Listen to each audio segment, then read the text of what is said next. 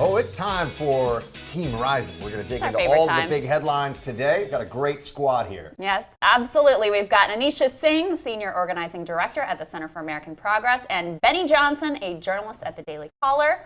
Welcome to you both. How's it going? Good. Thank you for having us. Absolutely. Right and early. We appreciate it. Yeah, Chris, very relaxed morning. All right, so Buck was very excited yesterday because Barack Obama released his list of endorsements. Oh, I thought we were talking QAnon. I was like, this I actually am excited about. Yeah, we were excited about that too. We're going to get to that. Okay, we'll get there, sorry. Okay, that was a tease for later on, but we're going to start with Barack Obama's endorsement. List of 81 candidates for federal and state elections. So is this significant? Glad to see the president getting back involved. What do you make of this, Benny? There was one name that everyone left off the list, right? There's one name that everyone was tweeting about. Where is Alexandria Ocasio-Cortez? Where's Barack Obama's endorsement? Well, she's essentially already won.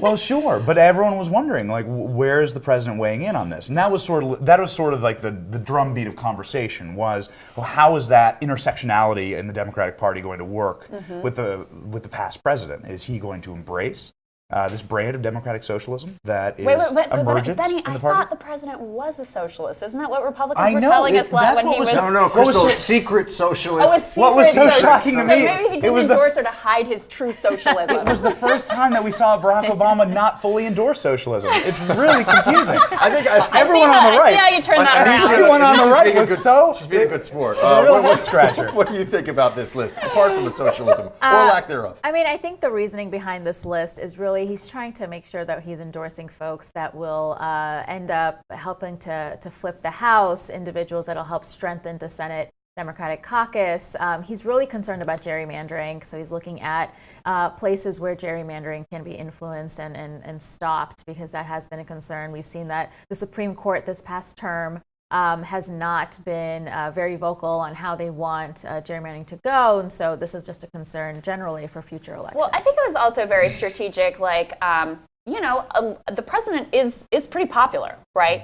But he's not popular everywhere. So it's also a look at where can that endorsement be useful and where can it not? And back to your Ocasio-Cortez question, I mean, I don't know why he didn't endorse her, but she's... Wait, we're talking about the former president now or the president? The former my president still. I was like, wait, I think we're still referring to Obama as the president. Trump is going to endorse Ocasio-Cortez. It's 7D chess upside down There you underwater. go. There you go. That's how he owns the list. Yeah. He endorses Ocasio-Cortez. But Benny, I have to say, there was something of a precedent set. Now, it's not an ironclad rule, like, for example, releasing your tax return. It's not an ironclad rule. But there's a precedent set by George W. Bush that you don't get involved when you're the most recent president. Obama seems to be casting that aside pretty quickly here. This, plus the speech he gave in South Africa, he's a player. He's involved. Totally. And I think we glossed over that in the first place, that this is not normal for a president to do this. And the list was extensive. There were 81. Close to 100 names, yeah. Is that because is he the most effective person to push the Democratic Party right now across the board? No one compares to Obama still. Is that true? I mean, I think he's very influential. There are people who still, we miss the Obama days. We miss that leadership. I think it's also the times we are in right now. There's so much at stake this November, and he recognizes that. The party recognizes that. Those who are hoping for a better tomorrow are recognizing that. And so he recognizes he has a role to play here. In his farewell speech, he talked a lot about, take action, young people especially. If you're new to organizing, grab a clipboard, do this. So he's very excited that there is that movement, and he just wants to be helpful in his own means. I mean, I think you have to say he is essentially still the leader of the Democratic Party. There's another clear leader. Yeah. So I think he is a significant figure, for sure. But speaking of leaders of the Democratic Party, Jim Acosta. Whoa! I'm sorry. That was a rough transition. That was a rough transition. It's early in the morning. What a wreck. Coffee's not strong enough It for is him. early. So, Benny, Jim Acosta has been problem. the center of much discussion about where punditry starts and stops, where journalists all of a sudden seem to be something other than just a down-the-line objective news source. He was at that rally. A lot of people saw the footage. People were saying mean things to him, including CNN sucks, among other things, I'm sure. That was the tamest of what was being said. I said among other things. This is a family show. I just want to clarify. But Benny, I got to say at this point, and he also called out Sean Hannity last night, on Twitter. I got to say at this point, I think CNN is running out of room with the whole we're nonpartisan objective journalists. Oh, we got the tweet. Hannity is a propagandist for profit, peddling lies every night. He says he's just a talk show host, not a journalist. He's injecting poison in the nation's political bloodstream, warping public attitudes about the press. I'm confident in the long run truth will prevail. I'm on Team Hannity, so I mean I should just be objective and upfront about that. But I want to hear what you have to say, Benny. Okay, so let's separate two things, because two things can be true at once. It can be true that Jim Acosta and CNN and all journalists should expect to be treated with respect when they go to a political rally and be allowed to do their jobs. That should be true. That we can separate that, and I believe we can probably all agree. It can also be true. Can we agree on that? What, that people should be nice to people at rallies? I'm like the most polite person on the planet, Okay. of course. Yes, you should be nice to people. Okay, go ahead. But I also think chanting CNN sucks is an expression of First Amendment opinion. Totally. And so we can separate that out and say, how is the American public that voted for Trump watched CNN behave, and particularly Jim Acosta? I have personally been at the White House during the Easter egg roll when Jim Acosta was screaming at the president about DACA kids. This was in front of Barron Trump, this was in front of Melania, and this was in front of all these invited children as they were coloring eggs. It was very inappropriate. There was no precedent for it, none at all. There has been multiple instances where Jim Acosta has screamed, "Are you a racist? Are you a sexist? Are you a bigot?" at the president or some variation of.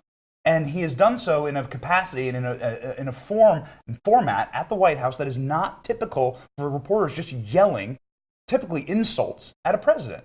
And so in the capacity that he has carried himself, and CNN has carried their editorial direction during the Trump era, it is no surprise to me that CNN and Jim Acosta is seen as enemy number one when they're on the trail. We got to give Anisha, Anisha. what do we make of Sean Hannity's conduct? I mean, listen, Trump himself has said that, the press is the enemy of the people. Don't believe what's happening. Don't, what you're seeing is not really happening. And this is the kind of the rhetoric that has kind of fueled this base that is screaming at these rallies, and being more hostile towards journalists. We had this incident happen where 5 journalists were killed here in Maryland at a newspaper. It is terrifying because if you have this rhetoric that is really creating this culture that it's okay to bash journalists, it is worrisome of what those repercussions will be, what that hostility towards journalists is. Regardless, that hostility in Maryland started years before Trump became president. And let's not tie this stalking. together. Right. I do want to say, we can debate Jim Acosta or whatever. He's not the president. And I think your point that we should all expect the press, when they're trying to do their job, to be treated in a basic, respectful way. It would be nice if we held the president to some sort of standard for encouraging that behavior. Unfortunately, we see him inciting in exactly the opposite way. That all being said, all of cable news is entertainment. We should stop looking at it as news. Let's talk about QAnon. That is a transition. What a dunk. That is a massive dunk, Crystal. What am I going to do now? Now I got to handle QAnon? Talk about the hot potato. Yesterday I'm saying, I was saying, Crystal, I'm seeing this hashtag Kanan. I don't even know what this is. You brought up that this Googling could be, in the commercial is this break. like an international soccer superstar that just reached the peak of his fame because of the World Cup? I had no idea. Turns out it has to do with a conspiracy theory. I think you know more about it than I do. There is, because I did some research. Sometimes I do too. There's a person or persons named Q who claim to be, in senior levels of government and know what's really going on, right? And so they have all these followers, and that's what QAnon is, and why this became relevant. And they believe crazy stuff. Okay. The reason that this has become a topic of conversation is because there are a bunch of people, Anisha, with Q and We Are Q showing up in the pictures at Trump's most recent rally. So is this just like the normal fringe wackos that exist all the time, or is this something that we need to be paying closer attention to? I think we need to start paying closer attention just because they have 40,000 plus followers now. They are showing up at these rallies, really showing up on our TVs, so people are paying attention. They're Googling what this is. They could end up down that rabbit hole of really following it. And it's dangerous, especially when we look at what happened with Pizzagate. That ended up resulting in a man going into the Comet ping pong and shooting his rifle. Well, and Benny, that's not the only instance where these conspiracy theories have become an issue in real life. We have Q supporters showing up armed in various places to demand answers to their crazy conspiracy theories. That seems to me like something we should pay attention to. I mean, this is straight out of like the creepiest conspiracy theory you could possibly imagine. It involves Donald Trump and Robert Mueller working together to break up pedophilia rings within the government. And those pedophilia rings, I'm not even going to mention who they say are involved because that's totally slanderous and absurd.